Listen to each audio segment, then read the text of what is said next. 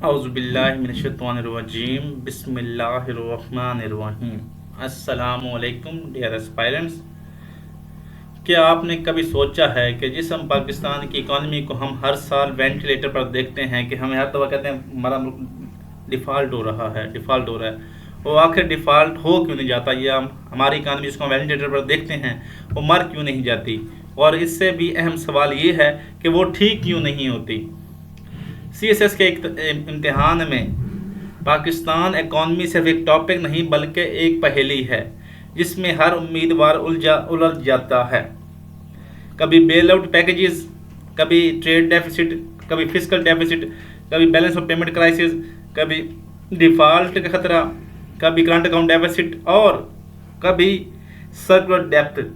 ये सिर्फ अल्फाज नहीं बल्कि वो जंजीरें हैं जिन्होंने हमारी इकॉनमी की ग्रोथ को जकड़ रखा है। आज की इस 30 मिनट की वीडियो में हम सिर्फ अदाद शुमार को नहीं जोएंगे बल्कि इस स्ट्रक्चरल फेलियर की जड़ तक जाएंगे जो पिछली 7 दहाइयों से आपकी सिलेबस और पाकिस्तान के मुस्तकबिल का हिस्सा बनी हुई हैं। अगर आप इस इकनॉमिक डेडलॉक को डिकोड करना चाहते हैं तो ये वीडियो आपके लिए है। तो चलते हैं, हमारा जो टॉपिक ऑफ डिस्कशन है वो है पाकिस्तान की इकॉनमी के बारे में। Why Pakistan economy keeps failing, क्यों हमारी पाकिस्तान की इकॉनमी हमेशा गिरावट का शिकार रहती है। तो हम पाकिस्तान गुज़श्ता 75 साल में 24 बार IMF के पास जा चुका है। तो अभी देखते हैं कि कंटेंट और यानी आज का हमारा जो लेक्चर ऑफ डिस्कशन क्या होगा। पहला होगा डेफिनेशन। मैं पहले भी आपको बता चुका हूँ, जब भी आपने पेपर में एग्जाम में लिखनी है डेफिनेशन एक सिंपल लिखेंगे, एक फॉरेन ऑथर डेफिनेशन लिखेंगे, क्योंकि हमारा टॉपिक इकॉनमी का है तो हम इकॉनमी की 2 डेफिनेशन बताएंगे। उसके बाद इकोनॉमिक चैलेंजेस इंडिपेंडेंस के, पाकिस्तान को आज़ादी से कौन कौन से मसाइल का सामना था वो डिस्कस करेंगे। उसके बाद 6 structural weaknesses and governance failure कि कौन कौन से स्ट्रक्चर वीकनेसेस और गवर्नेंस फेलियर्स हैं। उसके हम देखेंगे global regional security and geopolitical factors which effects over Pakistan economy, वो डिस्कस करेंगे। और consequences of a fail economy इन पाकिस्तान, उसके बाद पाकिस्तान की जो फेल इकॉनमी है जो हर साल फेल होती है उसके पाकिस्तान पर क्या इम्पैक्ट्स आ रहे हैं, मेजर इम्पैक्ट्स कौन कौन से हैं। उसके government policies and initiative for stability कि पाकिस्तान अपनी स्टेबिलिटी के लिए इकॉनमी की स्टेबिलिटी कौन कौन से पॉलिसी इनिशिएटिव ले रहा है। उसके हम देखेंगे global case studies, global case study कौन कौन सी हैं कि जिन्होंने अपनी जो फ्रेजाइल या इंस्टेबिलिटी को कैसे इंश्योर किया और इकोनॉमिक स्टेबिलिटी गेन की। इन केस स्टडी से हम कुछ पॉइंट्स निकालेंगे जो हमारी रिफॉर्म्स भी हो सकती हैं, वो कहते हैं लॉन्ग टर्म वे फॉरवर्ड भी हो सकते हैं, सोल्यूशन भी हो सकते हैं, प्रैक्टिकल स्टेप्स भी हो सकते हैं। जिस तरह मर्जी आप सवाल ये रिफॉर्म्स होंगे आपकी, उन्हीं केस स्टडी से हम निकालेंगे reform for stability in Pakistan. ये तो हमारा आज का लेक्चर की आउटलाइन होगी। तो मैं आपको बता दूं कि मेरा लेक्चर इंपॉर्टेंट इसलिए होगा क्योंकि इसमें आपको हर एक पॉइंट के साथ जो इसकी जो हर मेरी जो बुलेट होगा इस स्लाइड का वो प्रॉपर हेडिंग होगी और वो इजीली अंडरस्टैंडेबल होगी और एग्जामिनर फ्रेंडली होगी। अगर वो एग्जामिनर उसको पढ़ लेगा तो इजीली समझ आ जाएगी कि आपने कितने 6-5-7 लाइनों में क्या कुछ लिखा है, तो वो एग्जामिनर फ्रेंडली होगी। उसके बाद मैं आपको हर बुलेट पॉइंट के साथ एक फैक्ट कोटेशन या एग्जाम्पल दूंगा ताकि आपको इजीली एग्जाम में वैलिड आप अपने आप को वैलिडिटी प्रूव कर सकें, क्योंकि एग्जामिनर को चाहिए होता है कि आपसे हवा में बात ना करें बल्कि प्रॉपर फैक्ट्स एंड फिगर दें। तो मैं आपको इंशाल्लाह प्रॉपर फैक्ट्स एंड फिगर दूंगा।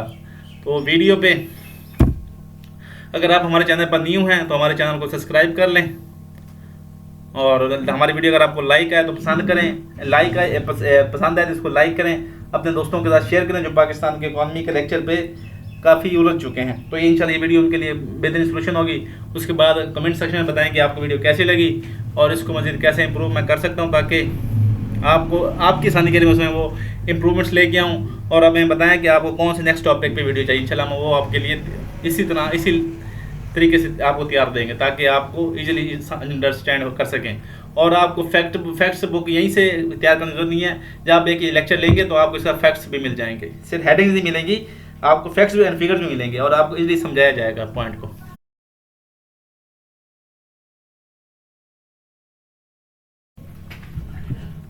अभी हम प्रॉपर स्टार्ट अपना लेक्चर स्टार्ट करते हैं।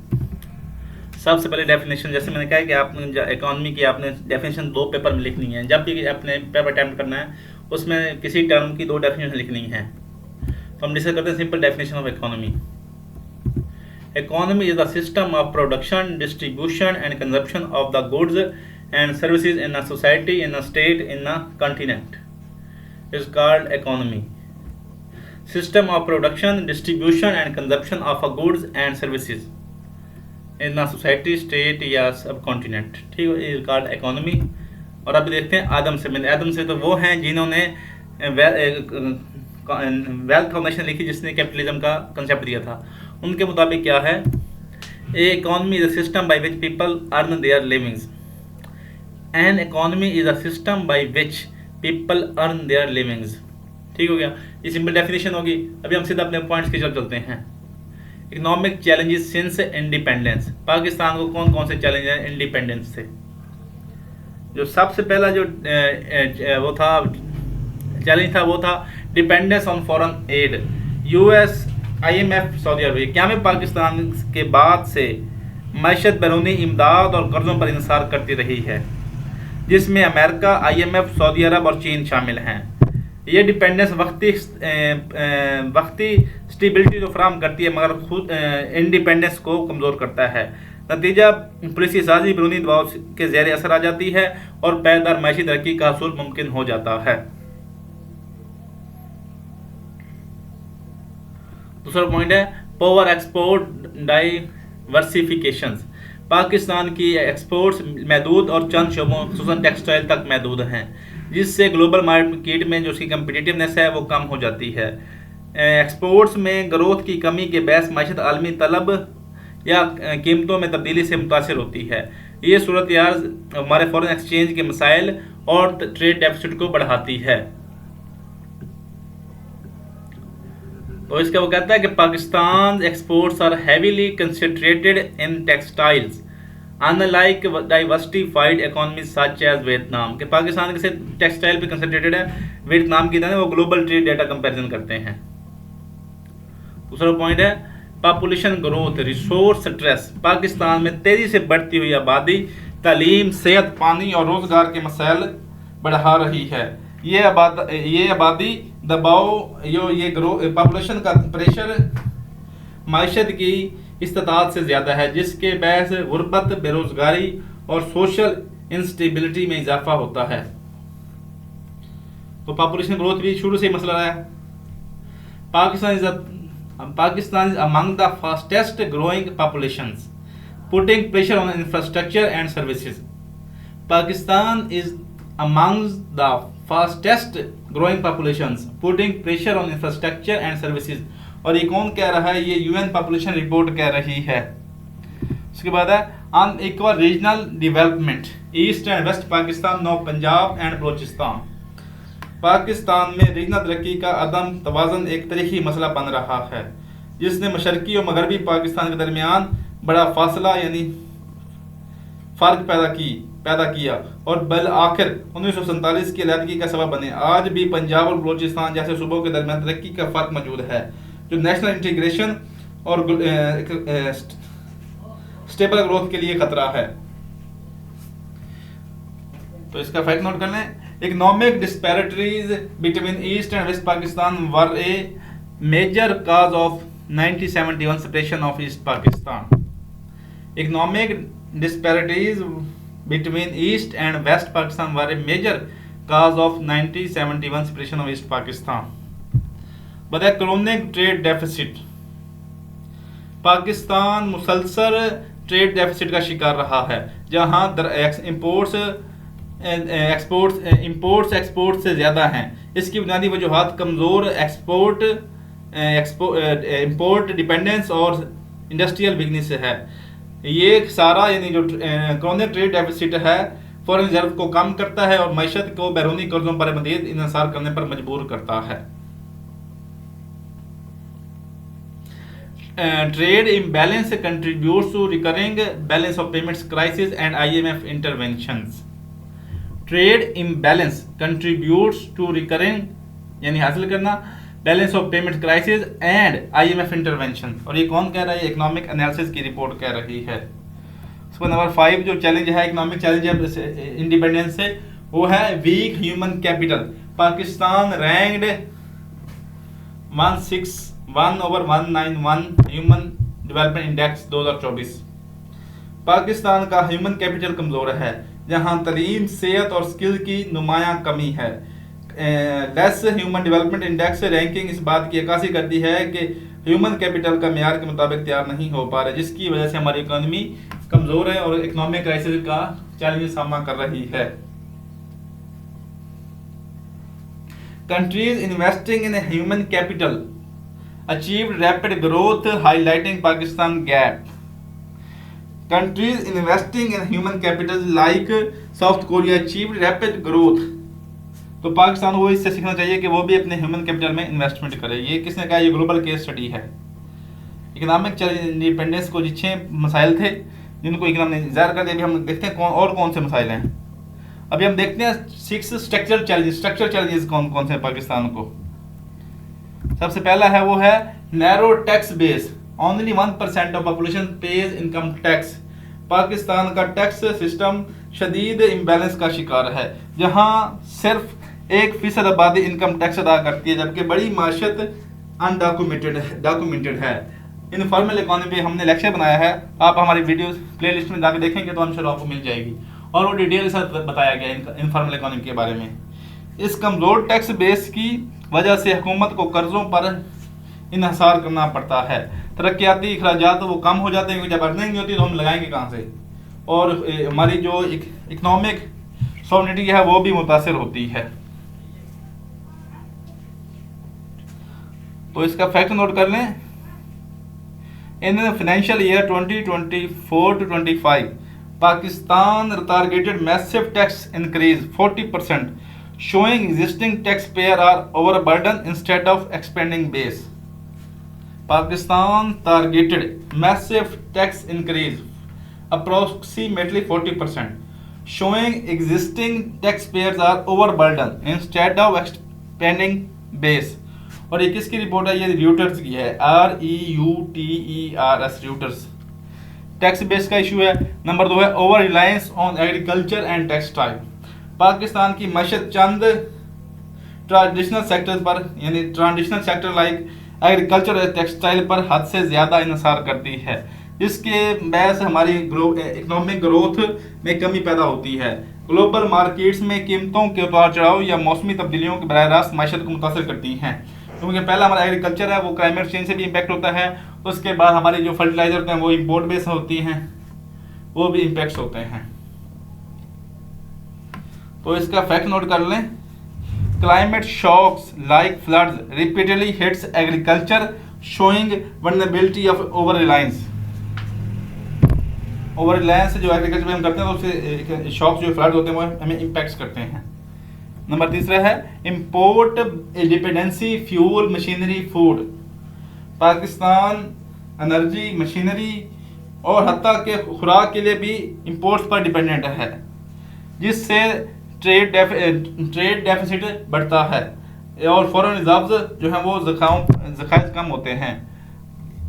ग्लोबल प्राइसेस में इजाफा या करेंसी की कदर में कमी फौरी महंगाई और माशी बहरान को जन्म देती है।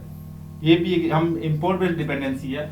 इवन कि हम एग्रीकल्चर स्टेट है लेकिन हम बाहर से इंपोर्ट करते हैं। इस पे मैंने वीडियो बनाई है डिटेल में कि पाकिस्तान एग्रीकल्चर स्टेट होने के बावजूद, एग्रीकल्चर स्टेट होने के बावजूद क्यों फूड्स एक्सपोर्ट करता है, और उसके लिए मैंने फिर उनको वो क्या दिए हैं, पहले 10 पॉइंट्स दिए कि वो क्यों इंपोर्ट करता है। नंबर फिर मैंने उसके लिए वे फॉरवर्ड बताया। तो वीडियो अगर देखेंगे तो ये आपको नेट हमारी प्लेलिस्ट में मिल जाएगी। नंबर 4 है weak industrial base and low exports. Pakistan का इंडस्ट्रियल स्ट्रक्चर कमज़ोर और गैर यानी अनग्रोथेबल है, जिसके बेस एक्सपोर्ट्स लिमिटेड हैं और लेस वैल्यू एडेड हैं। जदीद टेक्नोलॉजी, R&D की कमी और सनती पॉलिसी की कमी ने ग्लोबल कम्पिटिटिवनेस पाकिस्तान को पीछे रखा है, जिसका नतीजा ये निकलता है कि हमारी एक्सपोर्ट्स कम रहती हैं और ट्रेड डेफिसिट बढ़ता जाता है। तो इसका वो कहता है कि Pakistan industrial sector is largely service oriented with limited product innovation, reducing exports competitiveness. Pakistan's industrial sector is largely service oriented with limited product innovation, reducing export competitiveness। और ये कौन कह रहा है? ये हमारा स्टेट बैंक ऑफ पाकिस्तान कह रही है। उसके बाद है एनर्जी सेक्टर सर्कुलर डेप्थ cross 2.6 trillion PKR in 2024। Pakistan का एनर्जी का सेक्टर सर्कुलर डेप्थ के बहरान में मुब्तला है, जहां एक इदारे की अदम अदायगी पूरे निज़ाम में मालियाती रुकावट पैदा करती है। ये कर्जा बिजली की कीमतों में इजाफे, इन्वेस्टमेंट में कमी और इंडस्ट्रियल ग्रोथ की सुस्त रवि का बहस बनता है। तो फैक्ट आपको दिया गया है कि सर्कुलर डेप्थ cross 2.6 trillion in 2024 reflecting severe inefficiency in power sectors. और ये कौन दे रहा है? ये इंडस्ट्रियल अपडेट की फैक्ट है। नंबर 6 पे है weak institution and lack of rule of law. कमजोर इदारे और कानून की हुक्मरानी का फुकदान पाकिस्तान की तरक्की में बुनियादी रुकावट है। करप्शन, पॉलिटिकल इंटरफेरेंस और पोवर गवर्नेंस सरमायाकारी को रोकते हैं और पॉलिसियों के तसल्सल को यानी उसकी कंटिन्यूटी को मुतासर करते हैं। नतीजा इकनॉमिक रिफॉर्म मुअस्सर अंदाज में नाफिज नहीं हो पाती और रियासती कारकर्दगी मुतासर होती है। वो कहता है अगर हम कोई रिफॉर्म ले भी आए तो हमारी क्या है कि इंस्टीट्यूशन कमज़ोर हैं और कानून की हुक्मरानी नहीं है और पॉलिटिकल इंफ्लुएंस हैं जो उसको इम्पैक्ट करते हैं। IMF repeatedly stressed transparency, governance and institutional reforms as prerequisites for economic stability.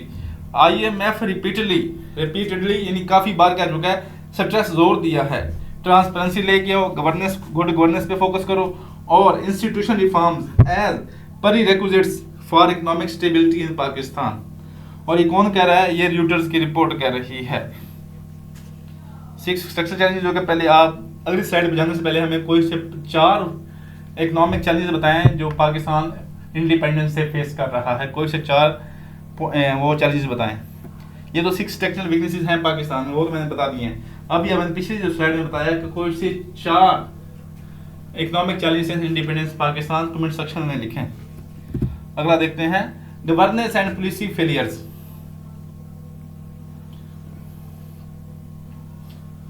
सबसे पहला जो गवर्नेंस और पॉलिसी फेलियर है वो है frequent IMF bail outs instead of reforms.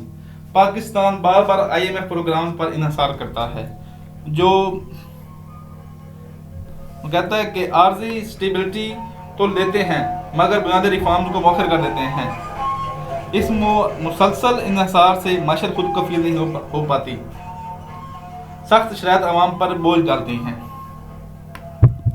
तो इसका फैक्ट नोट कर लें, Pakistan has entered over 14 IMF programme reflecting chronic dependence rather than structural reform, reflecting chronic dependence rather than structural reforms.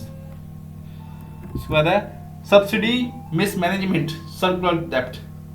तवानाई के शोबे में सब्सिडी का इनइफेक्टिव निज़ाम सर्कुलर डेप्ट को जन्म देता है, जहां हुकूमत, कंपनी और सार्फिन के दरमियान अदायगियों का सिलसिला रुक जाता है। ये मसला बिजली की कीमतों में इजाफा पैदा करता है, मालियत सर्कुलर डेप्ट को बढ़ाता है और सरमायाकारी में भी कमी का बायस बनता है जो मायशत की कारकर्दगी को बुरी तरह मुतासिर करता है। तो इसका फैक्ट नोट कर लें, सर्कुलर डेप्ट is driven by inefficiencies, subsidies and poor recoveries making the energy sector financially unstable. और ये किसने कहा? ये पावर डिवीजन रिपोर्ट कह रही है। Lake of long term industrial policy. Pakistan में लॉन्ग टर्म इंडस्ट्रियल पॉलिसी का फुकदान है जिसकी वजह से सनतों की तरक्की गैर मरतूब और इनस्टेबल रहती है। हुकूमती पॉलिसियों में तसलसल न होने से सरमायादारों का एतमाद कम होता है और जदीद टेक्नोलॉजी और बरामदात में इजाफा नहीं हो पाता, जिससे मायशत आलमी मुकाबले ग्लोबल कम्पिटिटिव में पीछे रह जाती है।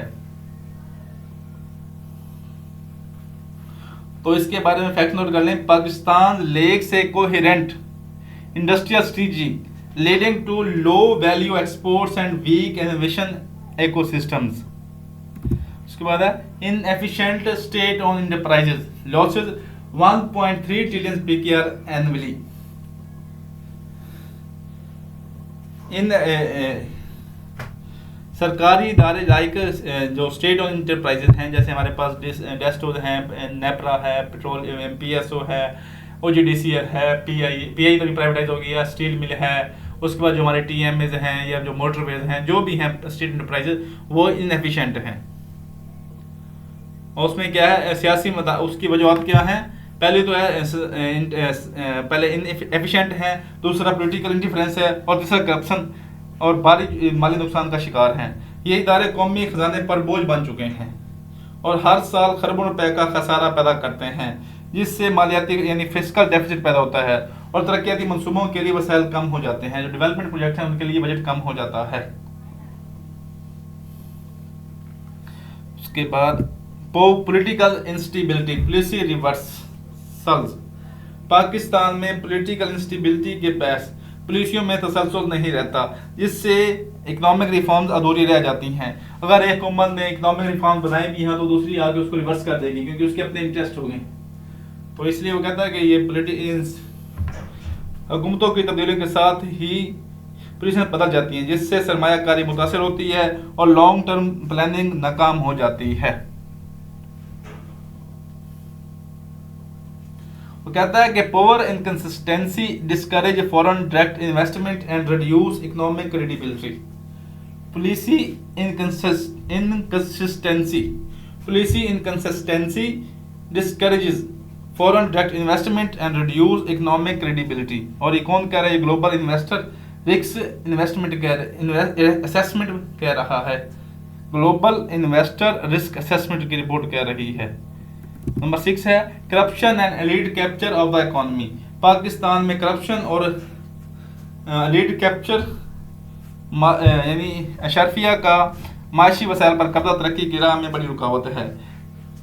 ताकतवर तबके टैक्स यानी टैक्स एजप्शन लेते हैं, सब्सिडी और पॉलिसियों से फायदा उठाते हैं, जबकि आम आवाम बोझ बर्दाश्त करती है। ये निज़ाम वसाइल की गैर मुनसिफाना तकसीम और माशी इम्बैलेंस को बढ़ाता है।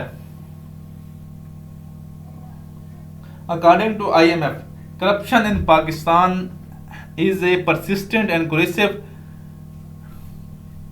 indicator. Corruption in Pakistan is a persistent and aggressive which undermines economic performance of Pakistan. Economic performance of Pakistan। और कौन कह रहा है, ये IMF कह रहा है। ये आपकी हो गई 6 गवर्नेंस एंड पॉलिसी फेयर्स। अब एक और करते हैं, डिटेल में समझना ना हमने इसको। अब हम देखते हैं ग्लोबल रीजनल फैक्टर्स कौन कौन से हैं जो हमें इम्पैक्ट करते हैं। कि हम पाकिस्तान को सिर्फ वो कहते हैं कि हमें सब मसाइल का सामना है, हमारे इंडिपेंडेंस से भी मसाइल का सामना है, स्ट्रक्चरल चैलेंजेस भी हमें हैं, उसके बाद जो रीजनल और ग्लोबल फैक्टर्स वो भी हमारी इकोनॉमी को इम्पैक्ट करते हैं। तो ग्लोबल और रीजनल फैक्टर कौन कौन से हैं? जो सबसे पहला जो है वो है global oil price shocks, trade deficit. Pakistan energy की जरूरियात इंपोर्ट बेस ऑयल पर से पूरी करता है, इसलिए ग्लोबल मार्केट में तेल की कीमतों में इजाफा बराह रास्त हमारे करंट अकाउंट डेफिसिट को बढ़ाता है। क्योंकि अगर हमारे पास अगर $100 लीटर हम ले रहे हैं, 100 लीटर बैरल पे ले रहे हैं, लेकिन जैसे प्राइस बढ़ेगी तो हमारे पास तो वो $100 तो हमारे पास कम हो जाएगा, हम $110 देंगे तो हमारे पास तो डेफिसिट की कमी, ट्रेड डेफिसिट की कमी आ जाएगी।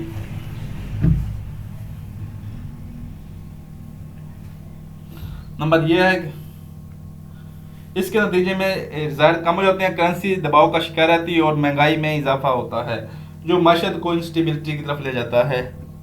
नंबर 2 है dependency on China, US, IMF। Pakistan की जो इकानमी है वो बैरूनी ताकतों जैसे चीन, अमेरिका और IMF पर फाइनेंशियल और स्ट्रेटेजिक इन्हिसार करती है, जिससे खुद मुख्तियारी हमारी जो सॉवरेनिटी है वो मुतासर होती है। कर्जों इमदाद और सरमायाकारी पर डिपेंडेंसी पॉलिसी साजी को महदूद करती है और कौमी मफादात की बजाय बैरूनी दबाव का तरजीह देने का रुझान है। वो कहता है कि strategic balancing between US and China shapes Pakistan economic and foreign policy decisions. और ये कौन कह रहा है, ये जियोपॉलिटिकल एनालिसिस की रिपोर्ट है। तो geopolitical instability, Afghanistan, India. Pakistan का जो जियोग्राफी है, जो माले वकूफ़ है, ऐसे पाकिस्तान की जियोग्राफी उसे अफगानिस्तान और भारत जैसे हिसास खितों के दरमियान रखता है, जहाँ कशीदगी और तनाज़ात माशी सरगर्मियों को मुतासर करते हैं। सरहदी अदम एतमानी, बॉर्डर्स की इंस्टेबिलिटी, सिक्योरिटी खदशात और डिफेंस बजट में इजाफा सरमायाकारी और तजारत को महदूद कर देते हैं, जिससे माशी तरक्की मुतासर होती है। Regional tensions increase defence spending and reduce foreign investment inflow. Regional tensions increase defence spending and reduce foreign investment inflow. और ये कौन कह रहा है? ये साउथ एशिया सिक्योरिटी एनालिसिस की रिपोर्ट है। साउथ एशिया सिक्योरिटी एनालिसिस कह रहे हैं। ग्लोबल इन्फ्लेशन, यूक्रेन वार, रूस यूक्रेन जंग के बाद आलमी सतह पर महंगाई में इजाफा हुआ, जिसने पाकिस्तान जैसे इंपोर्ट बेस इकॉनमी को शदीद मुतासर किया। खुराक और तवानाई की कीमतों में इजाफे से महंगाई बढ़ी, अवामी क़ुव्वत खरीद कम हुई और माशी प्रेशर में भी इजाफा हुआ, जिसके बहस गुर्बत और इंस्टेबिलिटी मजीद बढ़ी। नंबर 5 फैक्टर कौन सा है? Declining remittances from GCC. Pakistan की माशत में रेमिटेंसेस अहम किरदार अदा करते हैं, जहां मगर गल्फ कंट्रीज में माशी सुस्त रवि यानी इकोनॉमिक सुस्त रवि या लेबर पॉलिसियों में तब्दीली से इनमें कमी आई है। इस कमी से फॉरेन रिजर्व्स के ज़खायर मुतासर हुए हैं, करेंसी दबाव में आती है और बैरूनी खातों का तवाज़ुन बिगड़ जाता है। उसके बाद है climate change disasters, 2022 floods cost $3 billion. Pakistan मौसमी तब्दीलियों से शदीद मुतासर होने वाले मालिक में शामिल है और कौन से नंबर पे? 5वें नंबर पे है, जहां 2022 के सैलाब ने बड़े पैमाने पर तबाही मचाई। इस कुदरती आफत से इंफ्रास्ट्रक्चर, एग्रीकल्चर और इकॉनमी को अरबों डॉलर का नुकसान हुआ, जिसने हमारी जो ग्रोथ का अमल था वो सुस्त और माली बोझ को बढ़ा दिया। जो हमारी ग्रोथ का फार्मूला था ग्रोथ को कम कर दिया और हमारी जो फाइनेंशियल डेप्थ था वो भी बढ़ा दिया। इसका फैक्ट नोट कर लें। Pakistan is among most climate dependent countries despite contributing less than 1% of global emissions. Pakistan is among the most climate vulnerable countries despite contributing less than 1% of global emissions। और ये कौन कह रहा है? यूएन की रिपोर्ट कह रही है। तो अभी पाकिस्तान को 3 किस्म के मैंने अभी बताया, वैसे बहुत ज्यादा हैं। इसमें सिक्योरिटी वाला भी हम डाल सकते हैं, वो मैंने रीजन में डाल दिया। सिक्योरिटी वो जियोग्राफी वाला पॉइंट डाल दिया है, अमेरिका यूएस वाला पॉइंट भी बता दिया है। तो वो कहता है कि अभी पाकिस्तान को पहले जो इंडिपेंडेंस थे वो चैलेंज, वो पहला पॉइंट हो गया। दूसरा जो हमने स्ट्रक्चर वीकनेस बता दिए, नंबर तीसरा ग्लोबल रीजनल फैक्टर बता दिए। तो ये 3 अगर इनमें से मैंने टोटल आपको 18 पॉइंट्स बताए हैं, इनमें से आप कोई भी 6 से 8 लिखेंगे उसमें एग्जाम में इकोनॉमिक फेलियर की, तो आपके पॉइंट वैल्यूज बनते हैं। मैंने ये ज़्यादा बताया, अगर आप वो पूछिए, अगर इंग्लिश ऐसे में जाते हैं तो ये पॉइंट्स जब आप बताएंगे तो ये आपके लिए इंतहाई इंपॉर्टेंट होंगी। अभी हम देखते हैं, ये पहले हमने देखी काजेज क्या कौन से, अभी हम देखते हैं इसके इम्पैक्ट्स कौन कौन से आ रहे हैं। जो सबसे पहला जो वो आ रहा है इम्पैक्ट कंसिक्वेंस आ रहा है, मेजर कंसिक्वेंस, वो है rising poverty. Poverty rose to 39.4%, world bank 2024 की रिपोर्ट। पाकिस्तान में माशी बदहाली के नतीजे में गुर्बत की शरह में नुमाया इजाफा हुआ है, जहां एक बड़ी आबादी बुनियादी जरूरियात से महरूम हो चुकी है। महंगाई, बेरोजगारी और कम आमदनी ने मिडिल क्लास को भी मुतासर किया है। ये सूरत हाल सोशल इंस्टेबिलिटी, जराइम में इजाफा और स्टेट एडमिनिस्ट्रेशन पर भी मनफी असर मरतब कर रही है। तो ये फैक्ट आपके पास है जो मैंने बताया हुआ है। द वर्ल्ड बैंक के मुताबिक Pakistan poverty rate rose to 39.4% in 2024, pushing millions below the poverty line. Fact आपके सामने। दूसरा कंसिक्वेंस है वो है high inflation, corruption perception index, inflation touch 2% 2023 की। पाकिस्तान में महंगाई की बुलंद शरह ने अवाम की क़ुव्वत खरीद को मुतासर कर दिया है। यानी जो फूड आइटम्स हैं, एनर्जी है और रोज़मर्रा की ज़रूरत की कीमतों में इजाफे ने अवामी ज़िंदगी को मुश्किल बना दिया है। बुलंद अफराद ज़र न होना ना सिर्फ गुर्बत को बढ़ाता है बल्कि माशी अदम इस्तेकाम और समाजी इम्बैलेंस को भी जन्म देता है। यानी पर कैपिटा वैल्यू कम होने की वजह से ज़िंदगी भी मुतासर होती है, गुर्बत भी बढ़ती है और इकनॉमिक इंस्टेबिलिटी भी बढ़ती है। तो ये वही है CPI के मुताबिक कितनी इन्फ्लेशन है 29.2%।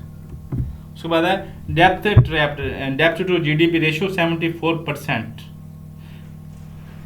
पाकिस्तान बढ़ते हुए कर्जों के जाल में फंस चुका है, जहां पाकिस्तान जहां कर्जों की अदायगी के लिए मजीद कर्ज लेना पड़ता है। बुलंद कर्ज जाती रेशो यानी GDP रेशो 74% की वजह से खुद मुख्तियारी को महदूद करता है और जो डेवलपमेंट बजट्स को भी कम कर देता है। इस सूरत हाल में माशरत मुस्तकिल दबाव का शिकार रहती है और जो स्टेबल ग्रोथ मुमकिन नहीं रहती।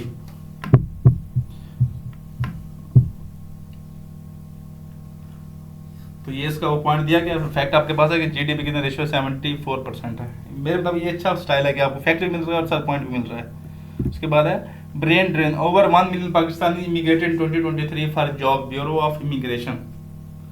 पाकिस्तान में इकोनॉमिक क्राइसिस के बहस हुनरमंद स्किल्ड अफराद बड़ी तादाद बैरून मुल्क मुंतकिल हो रहे हैं, जिसे हम ब्रेन ड्रेन कहते हैं। ये रुझान मुल्क की पैदावारी सलाहियत, इनोवेशन और ग्रोथ को मुतासर करता है। नतीजा पाकिस्तान ह्यूमन कैपिटल से महरूम हो जाता है और तरक्की की रफ्तार मजीद सुस्त हो जाती है। तो ये फैक्ट है आपके पास। तीसरा 5वां पॉइंट देखते हैं। Industrial decline, textile imports fell by 12% in financial year 2023। Pakistani रुपए की अभी किधर गया, पाकिस्तान की इंडस्ट्रियल प्रोडक्शन यानी खुसूसन टेक्सटाइल सेक्टर में कमी माशत के लिए खतरनाक है।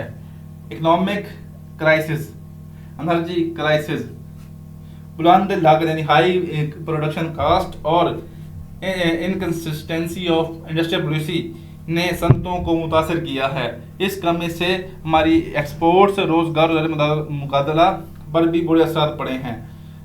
तो हमारी एक्सपोर्ट्स कम हुई हैं, रोजगार अनएम्प्लॉयमेंट बढ़ी है और जो हमारे फॉरेन उस पर भी प्रेशर आया है।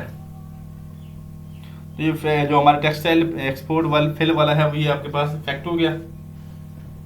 और ये किसने दिया, ये ट्रेड डाटा के मुताबिक है। नंबर 6 जो कंसिक्वेंसेस है वो है वीक करेंसी, रूपी डिप्रिशिएटेड टू $308 सितंबर 2023। पाकिस्तानी रुपए की कदर में मुसलसल कमी माशत की कमजोरी को ज़ाहिर करती है। करेंसी की कदर गिरने से इंपोर्ट्स महंगी हो जाती हैं, महंगाई में इजाफा होता है और आवाम पर बोझ बढ़ता है। ये सूरत सरमायादारों के एतमाद को भी मुतासर करती है और इकनॉमिक इंस्टेबिलिटी को भी बढ़ाती है।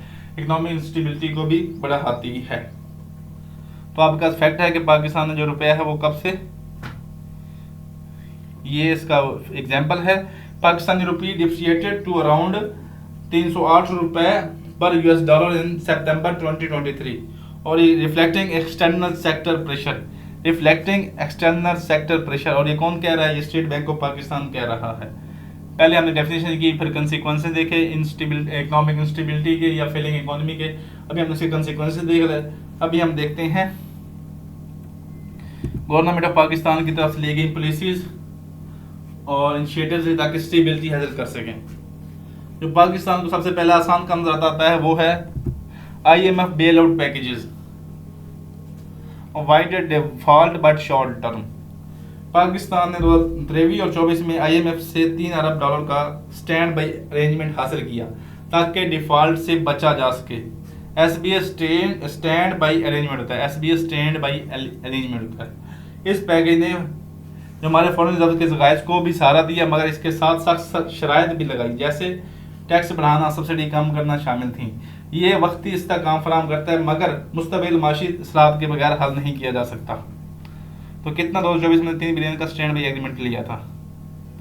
उसके बाद है Roshan digital accounts, 7 million remittance inflow till 2024, effective but not sustainable.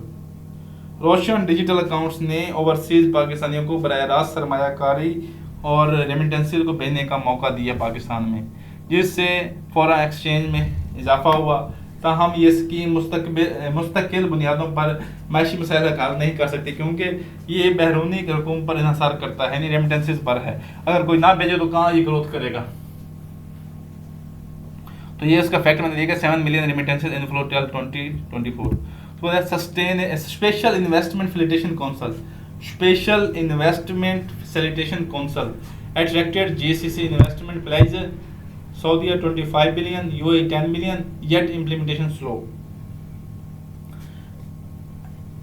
Special investment facilitation council का मकसद सरमायाकारी के लिए एक सिंगल विंडो प्लेटफॉर्म फराहम करना था, जिसके तहत सऊदी अरेबिया और यूएई जैसे मालिक ने अरबों डॉलर्स की सरमायाकारी का वादा किया। ताहम इसकी इम्प्लीमेंटेशन अभी सुस्त है, जिसकी वजह से ब्यूरोक्रेसी, पॉलिसी इनकंसिस्टेंसी और एतमाद की कमी है, जो पाकिस्तान की सरमायाकारी की सलाहियत को महदूद करती है। तो ये जो फैक्ट्स दे देंगे तो आपके लिए इंशाल्लाह पॉइंट 20 सऊदी ने 25 बिलियन का किया और यूएई ने 10 बिलियन का किया है, ये फैक्ट्स हैं आपके। तो देखते हैं subsidy reform, gradual fuel electricity subsidy cuts 2023 to 24, stabilise fiscal deficit but triggered protest. हुकूमत ने 2023 और 24 में तवानाई सब्सिडीज में कमी की ताकि माली खसारा कम हो और IMF की शर्त पूरी की जा सकें। इससे इकोनॉमिक स्टेबिलिटी तो आई, मगर आवाम पर महंगाई का बोझ बढ़ा और एहतजाज सामने आए। ये रिफॉर्म ज़रूरी थी, लेकिन सोशल सिक्योरिटी के बगैर अवामी रद्दअमल शदीद रहा। सोशल सिक्योरिटी के बगैर अवामी रिएक्शन शदीद रहा। ये हो गया आपका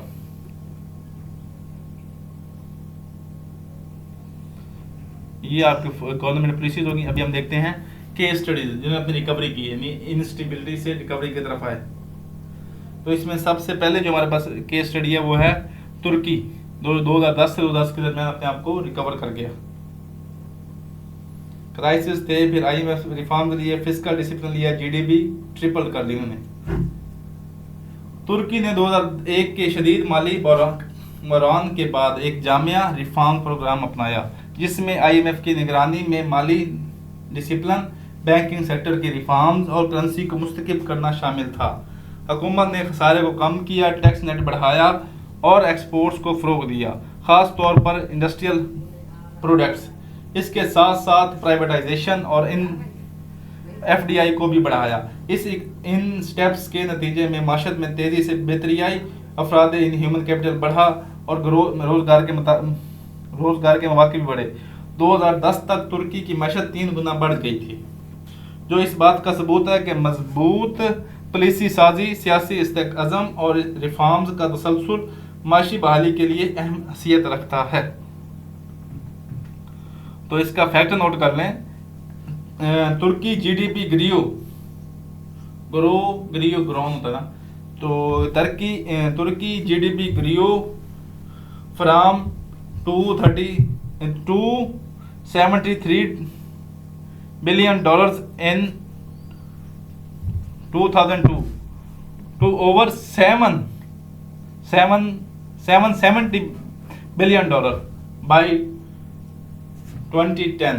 वर्ल्ड बैंक की रिपोर्ट के मुताबिक Turkey GDP grow from 273 billion dollar to 770 billion dollars by 2010। ये कौन सा वर्ल्ड बैंक कह रहा है। दूसरी हमारे पास केस स्टडी है, वो है बांग्लादेश। बांग्लादेश ने गुज़श्ता 2 दहाइयों में एक्सपोर्ट पर मबनी प्लानिंग, खास तौर पर टेक्सटाइल इंडस्ट्री को फ़रोग देकर नुमायां तरक्की हासिल की है।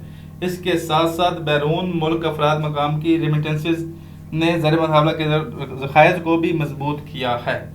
हुकूमत ने ख़वातीन की ह्यूमन कैपिटल में शमूलियत को बढ़ाया है, यानी लेबर में भी शामिल किया ख़वातीन को, टेक्सटाइल सेक्टर में औरतों को लेके आए हैं, जिसकी वजह से उनको शमूलियत बढ़ाया, जिससे ना सिर्फ इंडस्ट्रियल ग्रोथ प्रोडक्शन में इजाफा हुआ बल्कि सोशल तरक्की में भी इजाफा हुआ, ताकि वो औरतें भी कमा के जा रही हैं तो उनका लिविंग स्टैंडिंग बेहतर हो रहा है। एजुकेशनल रिफॉर्म्स और माइक्रो फाइनेंस जैसे इक़दाम ने गुर्बत में कमी में भी अहम किरदार अदा किया। नतीजा बांग्लादेश ने मुसलसल 20 साल से जायद अरसे तक 6% से ज़्यादा शरह यानी GDP ग्रोथ हासिल की है, जो एक कामयाब तरक्की मॉडल है।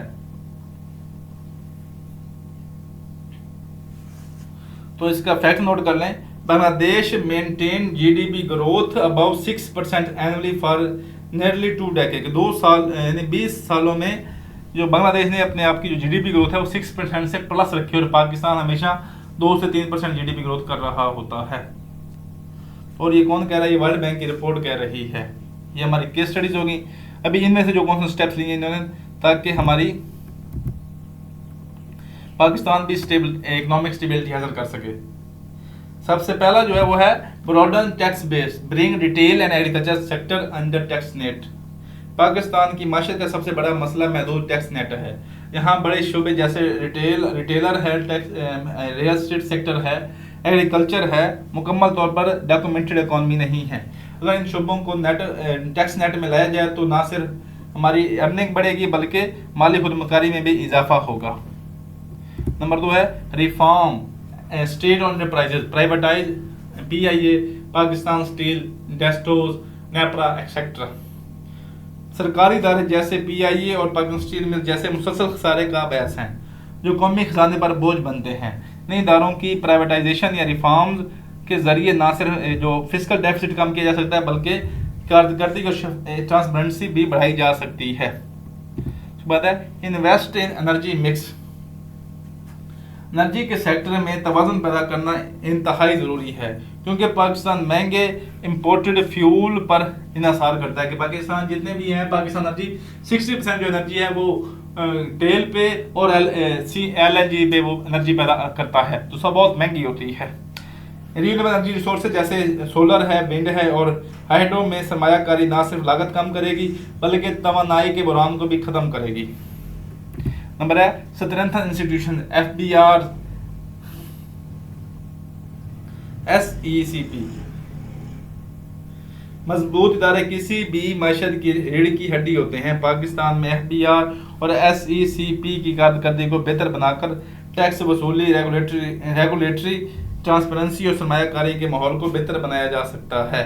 इदारा जाती रिफॉर्म से बदअनवानी कम होगी और बदअनवानी होती है करप्शन, इंस्टीट्यूशनल रिफॉर्म से करप्शन कम होगी और हुकूमत पुलिसों पर एतमाद बढ़ेगा। नंबर 5 है एक्सपोर्ट डाइवर्सिफिकेशन, IT सर्विसेज हैं, एग्रो प्रोसेसिंग है। पाकिस्तान की एक्सपोर्ट्स महदूद शोबों तक ही महदूद हैं। महदूद शोबे टेक्सटाइल पर सेक्टर है, खसूसन टेक्सटाइल, IT सर्विसेज और एग्रीकल्चर प्रोसेसिंग में ग्रोथ लाने से पाकिस्तान की इकॉनमी में स्टेबिलिटी और ग्लोबल कम्पिटिटिव मार्केट में भी ग्रोथ हमारी जो है एक्सपोर्ट्स बढ़ेंगी। इससे फॉरेन रिजर्व में इजाफा होगा और बैरूनी झटकों के साथ काम होंगे। Human capital investment, education and skills. Human capital किसी भी कौम की तरक्की का बुनियादी सतून होते हैं। ह्यूमन कैपिटल किसी भी कौम की तरक्की का बेसिक सतून होते हैं। पाकिस्तान में तलीम और हुनर की कमी माशी तरक्की में बड़ी रुकावट है।